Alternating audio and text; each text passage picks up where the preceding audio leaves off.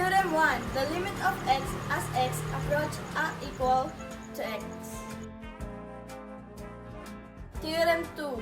The limit of x as x approaches a equal to c.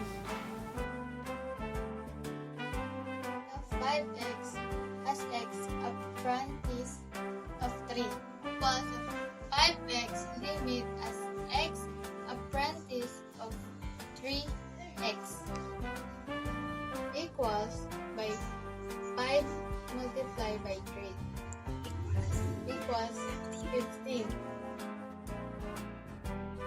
So suppose we have limit of f of x as x approaches a is equals to a, and limit of g of x as x approaches a is equals to b.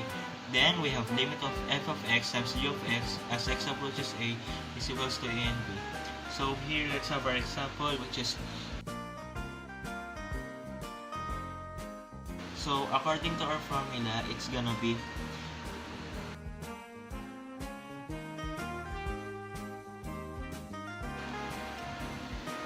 so to solve that, we have to use theorem 2 on this. So it's gonna be just 3, since we just substituted x with 3.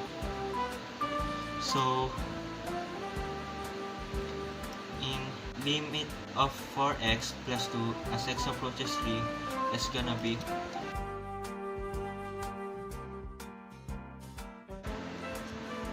so in limit of x as x approaches 3, we're also gonna use theorem 2 on this.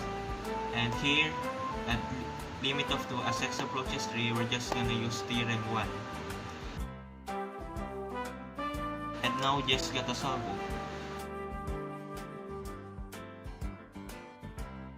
And now we're just gonna multiply 3 with 14, so it's gonna be 42. So the limit is 42. So suppose we have limit of f of x as x approaches a is equals to a, and limit of g of x as x approaches a is equals to b. Then we have the limit of f of x over g of x as x approaches a is equals to a over b, where b is not equal to 0. So first let's have our example, which is, so according to our theorem, it will be so according to our theorem 2, this will be 6, and according to our theorem 3, this will be, so after that, this will be,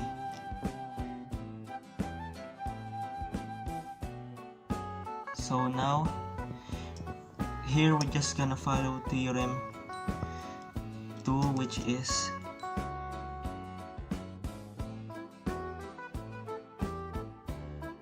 so the limit is 6 over 23. Lastly, we have the theorem 7.